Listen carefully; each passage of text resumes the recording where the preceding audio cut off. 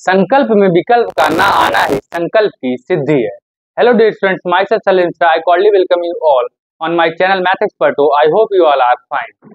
तो बच्चों, पिछले लेक्चर में हम लोगों ने लॉज ऑफ केमिकल कॉम्बिनेशन को स्टार्ट किया था, जिसमें 3 लॉ के बारे में हम लोगों ने स्टडी कर ली थी, डिस्कशन कर लिया था। और आज एक बहुत important theory, Dalton's atomic theory, जो कि काफी फेमस भी है, बोर्ड पॉइंट ऑफ व्यू से भी बहुत फेमस है ये। और ये बोर्ड से सवाल इसमें लगभग आना निश्चित रहता है। और डाल्टन की जो एटॉमिक थ्योरी है वो क्यों इंपॉर्टेंट है, ये भी मैं आप लोगों को आज के लेक्चर में बताऊंगा। डाल्टन ने बताया था कि कोई भी मैटर हो, अब एक जिज्ञासा थी कि जैसे कोई भी पदार्थ मैटर है, उस पदार्थ को तोड़ते जाए तो सबसे छोटी चीज क्या होगी, इसके बारे में क्यूरियोसिटी थी सबके मन में कि उस चीज को क्या बोलेंगे। तो डाल्टन ने उसी चीज का आविष्कार किया था। डाल्टन ने कहा था कि कोई मैटर है, अगर हम उसको तोड़ रहे हैं, ब्रेक कर रहे हैं, जो लास्ट जो पीस, उसका जो लास्ट पार्टिकल बचेगा, उसको उन्होंने एटम का नाम दिया। उन्होंने कहा कि मैटर की लास्ट चीज जो कि इंडिविजुअल है, जिसके आगे मैटर नहीं डिवाइड हो सकता, उसे एटम बोलेंगे। हालांकि अब मॉडर्न जो भी केमिस्ट्री है, इसमें थ्योरी आपको पता है कि फेल कर गई। इसमें कई पॉइंट्स ऐसे हैं जो मॉडर्न थ्योरी में जो एप्लीकेबल नहीं होते हैं, जैसे कि आइसोबार, आइसोटोप के कॉन्सेप्ट ने थ्योरी की डिमेरिट्स के बारे में बताया। और ये क्यों ये थ्योरी इतनी ज्यादा पॉपुलर है, आइए देखते हैं। देखिए, होता क्या है कि डाल्टन ने बताया था कि मैटर का सबसे छोटा पार्टिकल क्या होता है, एटम होता है। अब एटम जो होता है, एटम वर्ड जो है ग्रीक वर्ड एटोमियो से आया है, जिसका अर्थ होता है, एटम जो है ग्रीक वर्ड एटोमियो से आया है, जिसका अर्थ होता है इंडिविजुअल और अनकटेबल।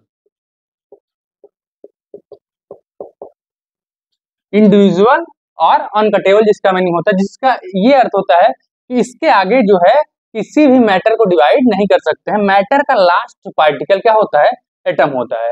हालांकि आज के समय आप सभी को पता है कि सब एटॉमिक पार्टिकल्स, इसके आगे भी एटम के आगे भी मैटर जाता है, जिसमें इलेक्ट्रॉन, प्रोटॉन्स, न्यूट्रॉन, जो कि फंडामेंटल पार्टिकल्स हैं। और बहुत सारे और भी सब एटॉमिक पार्टिकल्स होते हैं, उनकी डिस्कवरी आज के समय में हो गई है। बट उस समय सब एटॉमिक पार्टिकल्स की डिस्कवरी नहीं हुई थी। उस समय जो है डाल्टन ने बताया कि मैटर का लास्ट चीज क्या होता है, एटम होता है। इनकी थ्योरी में 5 पॉइंट्स हैं, और वो 5 पॉइंट्स क्या हैं, आइए देखते हैं। सबसे पहला पॉइंट था, matter is made up of smallest individual particle called atom.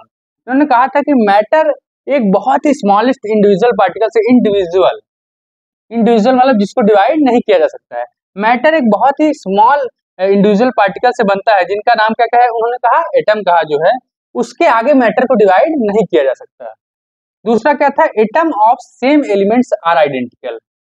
अब आइडेंटिकल का मतलब क्या होता है, possess same size, mass and shape. इसका अर्थ यह है कि सेम एलिमेंट्स के जो भी एटम्स होंगे, उनके पास सेम मास होगा, साइज सेम होगी और शेप सेम होगा। इसका अर्थ क्या, जैसे आपने सोडियम एलिमेंट लिया, तो सोडियम एलिमेंट बहुत सारे सोडियम एटम से बना हुआ है। उसमें जितने भी एटम है सोडियम के, वो सभी का शेप इक्वल होगा, मास इक्वल होगा और साइज इक्वल होगी। हालांकि आप सभी को पता है कि आइसोटोप जो कॉन्सेप्ट होता है, आइसोटोप के बारे में आप सभी ने रीड किया होगा। आइसोटोप क्या बताता है कि सेम एलिमेंट्स, जो एक ही एलिमेंट के एटम जो है डिफर कर सकते हैं मास में, उसी को क्या बोलते हैं, आइसोटोप बोलते हैं। जैसे हाइड्रोजन के 3 आइसोटोप होते हैं, प्रोटियम, ड्यूटेरियम और ट्रिटियम, जिसको क्या बोला जाता है, H1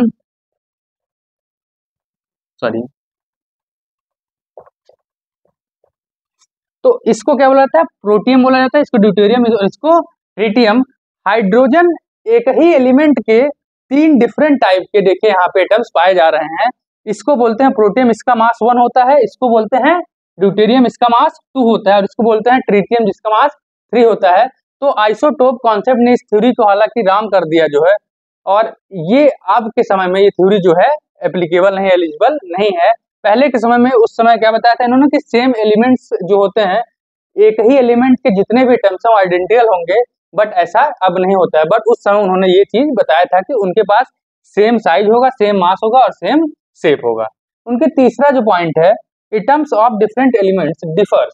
जो भी डिफरेंट एलिमेंट्स के एटम्स होंगे वो डिफर करेंगे किन किन चीजों में, possess different size, shape and mass. अगर मान लीजिए, ये इसका अर्थ क्या है कि आपको मान लीजिए मैग्नीशियम का एक एटम दे दिया जाए, और एक एटम आपको किसका दे दिया जाए, पोटेशियम का। मैग्नीशियम का एटम का जो साइज शेप रहेगा और मास रहेगा वो डिफरेंट रहेगा, और पोटेशियम के एटम के साइज और शेप और मास क्या रहेगा, डिफरेंट रहेगा। यही ये तीसरा इनका पॉइंट कह रहा है। बट ये भी फेल कर गया आज के समय में। आइसोबार कॉन्सेप्ट आप लोगों ने पढ़ा होगा, इसके थ्रू आप लोगों ने देखा होगा कि पोटेशियम और कैल्शियम, पोटेशियम का एटॉमिक नंबर कितना होता है, 19 होता है, और कैल्शियम कितना होता है, 20 होता है। आगे चल के रिप्रेजेंटेशन में बताया जाएगा कैसे रिप्रेजेंट किया जाता है किसी भी एलिमेंट को। तो हमेशा ध्यान रखिएगा कि जो नीचे रहता है वो एटॉमिक मास रहता है, और जो ऊपर रहता है वो नीचे एटॉमिक नंबर होता है और ऊपर क्या होता है, एटॉमिक मास होता है। तो पोटेशियम का एटॉमिक नंबर 19 होता है और कैल्शियम का एटॉमिक नंबर 20 होता है। बट देखिए दोनों एलिमेंट्स का जो है मास क्या होता है, सेम होता है। इसका भी मास 40 होता है और इसका भी मास 40 होता है। तो ये भी इनका जो है पॉइंट क्या हो गया, मॉडर्न समय में क्या हो गया, रॉन्ग हो गया, कि डिफरेंट एलिमेंट्स जो है उनके एटम्स क्या होंगे, उनका साइज और मास डिफरेंट रहेगा। बट देखिए यहाँ पे पोटेशियम और कैल्शियम का एलिमेंट जो है, ये एलिमेंट दूसरे एलिमेंट्स के एटम्स है, बट इनका मास देखिए सेम है। एटॉमिक नंबर इसका 19 होता है, इसका 20 होता है, बट दोनों का मास क्या होता है, 40 होता है, चाहे पोटेशियम लिया जाए चाहे कैल्शियम लिया जाए। इवन आर्गन का भी मास कितना होता है, आर्गन आपको पता है कि 18 जो जिसका एटॉमिक नंबर होता है उसका भी मास कितना होता है, 40 होता है। तो ये 3 इनके इंपॉर्टेंट पॉइंट्स थे। सबसे पहला point, matter is made up of smallest individual particle called atom. दूसरा, atoms of same elements are identical. और तीसरा पॉइंट कि atoms of different elements differs करते हैं, उनका शेप साइज और मास डिफर करता है। बट मैंने आपको मॉडर्न समय की जो कॉन्सेप्ट है उससे रिलेट करके भी बता दिया कि आइसोटोपिक कॉन्सेप्ट इस जो है इनके इस पॉइंट को रॉन्ग कर देता है, और आइसोबार का जो कॉन्सेप्ट है इस पॉइंट को इनके रॉन्ग कर देता है कि डिफरेंट एलिमेंट्स के जो भी एटम्स हैं उनका मास सेम हो सकता है, ऐसा नहीं कि उनका मास डिफरेंट ही हमेशा हो। जैसे यहाँ पे पोटेशियम और कैल्शियम इसके बेस्ट एग्जाम्पल है। अब इन्होंने 2 और पॉइंट्स के बारे में बताया था, आइए उसको देखते हैं।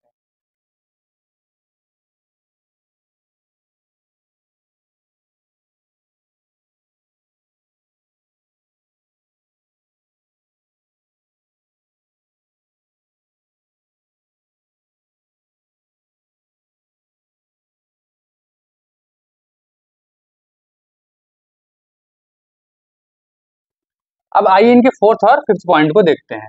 इन्होंने कहा था कि atom can neither be created nor be destroyed. इसका मीनिंग क्या है, जैसे मान लीजिए कोई रिएक्शन है H2 प्लस Cl2, ये क्या बनाएगा, हाइड्रोक्लोराइड गैस, आप सभी को पता है। अब देखिए होता क्या है, इसका मतलब ये है कि जैसे अगर हाइड्रोजन और क्लोरीन का अगर रिएक्शन होगा तो जो कंपाउंड बनेगा वो भी हाइड्रोजन और क्लोरीन का ही बनेगा। ऐसा नहीं है कि अगर रिएक्टेंट में ऑक्सीजन नहीं है तो प्रोडक्ट में ऑक्सीजन आ जाए। ऐसा नहीं है कि अगर मान लीजिए हाइड्रोजन और क्लोरीन की रिएक्शन हो रही है तो जो कंपाउंड बनेगा वो उसमें क्या आ जाए, ऑक्सीजन भी आ जाए। ऐसा संभव नहीं है। और ऐसा भी नहीं है कि हाइड्रोजन और क्लोरीन की रिएक्शन हो रही है तो दोनों में से कोई एक ही एलिमेंट का कंपाउंड बन जाए। ऐसा नहीं, कोई भी एटम ना तो क्रिएट किया जा सकता है ना डिस्ट्रॉय किया जा सकता है। जो भी एलिमेंट्स रिएक्टेंट साइड है, जो भी एटम रिएक्टेंट साइड है, वही एटम्स आपको प्रोडक्ट साइड में मिलेंगे। कोई एटम ना तो गायब होगा और ना तो वो क्रिएट होगा नया। अब अगला है कि atoms of different elements combine in fix ratio two form compound. ये सभी आपको पता है कि ये क्या कह रहे हैं कि जो भी डिफरेंट एलिमेंट्स के एटम्स होते हैं वो एक फिक्स रेशियो में कंपाउंड कंबाइन करते हैं और कंपाउंड को फॉर्म करते हैं। जैसे आप सभी को पता है कि वाटर में हाइड्रोजन और ऑक्सीजन का रेशियो फिक्स रहता है। क्या रहता है, हाइड्रोजन का मास कितना होता है, 2 होता है, और इसका 16 होता है। कैंसिल आउट कर देंगे तो क्या हो जाएगा, 1:8। तो हाइड्रोजन और ऑक्सीजन के एटम, वाटर में हाइड्रोजन और ऑक्सीजन के एटम्स का जो कॉम्बिनेशन होता है, जो रेशियो होता है, वो क्या होता है, फिक्स होता है, वो डिफर नहीं करता है। तो ये स्टेप आप लोग को मैंने पहले भी क्लासेस में बताए हैं। जैसे कार्बन डाइऑक्साइड लें तो इसमें क्या होता है, 3:8 होता है, आप सभी को पता है। जब मैंने लॉज ऑफ केमिकल कॉम्बिनेशन में लॉ ऑफ मल्टीपल प्रोपोर्शन आप लोग को बताया था, वहां पे इस स्टेप को बताया था। तो आज के लेक्चर में कभी कभी ये बोर्ड में क्या होता है कि 5 नंबर में देता है और यही 5 पॉइंट आपको लिखने रहते हैं वहां पे। तो आज के लेक्चर में आप लोगों ने डाल्टन एटॉमिक थ्योरी के बारे में डिटेल में देखा था होगा, और अगले लेक्चर में हम लोग एक और थ्योरी के बारे में पढ़ेंगे जिसको क्या कहा जाता है, गे-लुजैक लॉ ऑफ गैसियस वॉल्यूम कहा जाता है। उसके बारे में अगले लेक्चर हम लोग पढ़ेंगे। आप सभी का बहुत बहुत धन्यवाद।